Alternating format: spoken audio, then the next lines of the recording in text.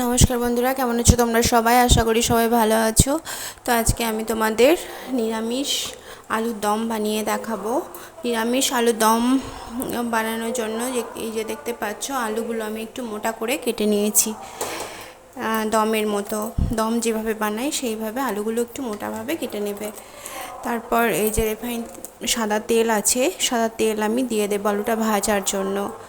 আলুটা আমি তেলে একটু ভালোভাবে ভেজে নেব।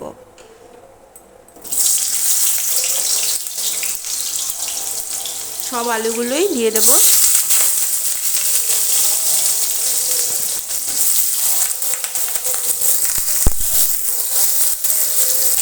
আলুর মধ্যে 1 চামচ হলুদ দিয়ে দেব, 1 চামচ লবণ দিয়ে দেব। ভালোভাবে নেড়ে নেব। আলুটা একটু বাদামি রঙের করে ভেজে নেব।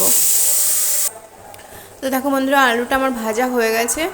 আর আমি আলুর দম বানানোর জন্য কি কি মশলা নিব দেখো। এখানে আদা আছে, জিরে আছে, মৌরি আছে, নারকেল আছে আর লঙ্কা আছে।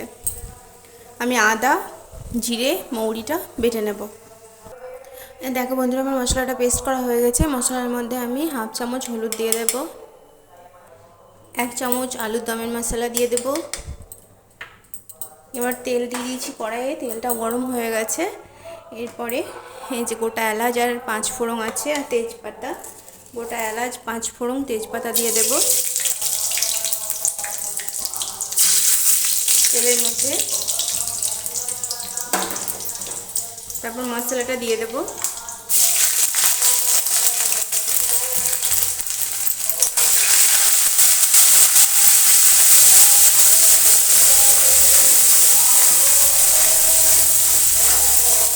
মশলাটা একটু ভেজে নেব।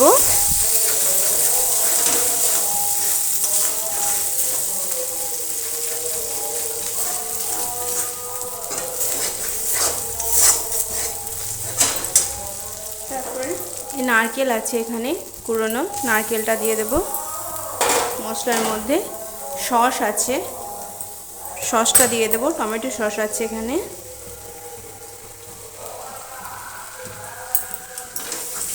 ভেজে নেব ভালোভাবে।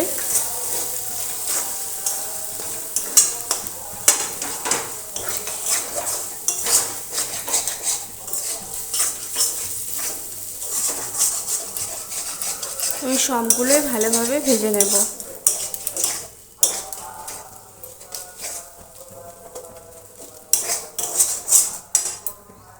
এবার আলু আছে এখানে, আমার মশলাটা প্রায় ভাজা হয়ে গেছে। সব কিছু দিয়ে আলুটা দিয়ে দেব, ভাজা আলুটা।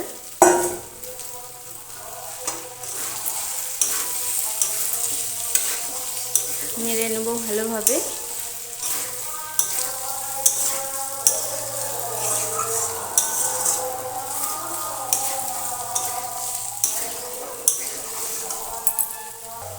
এক গ্লাস জল দিয়ে দেব।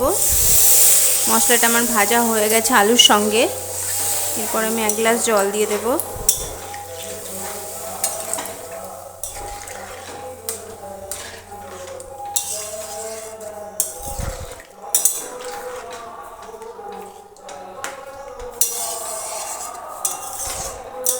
এবার ফুটে উঠতে দেবো। এবার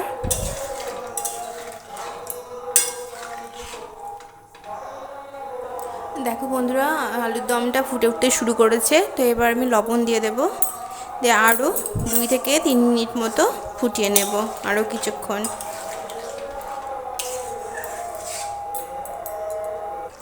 তো নামাবার আগে আমি 1 চামচ চিনি দিয়ে দেব। তো দেখো বন্ধুরা, আলুর দম আমার বানানো হয়ে গেছে।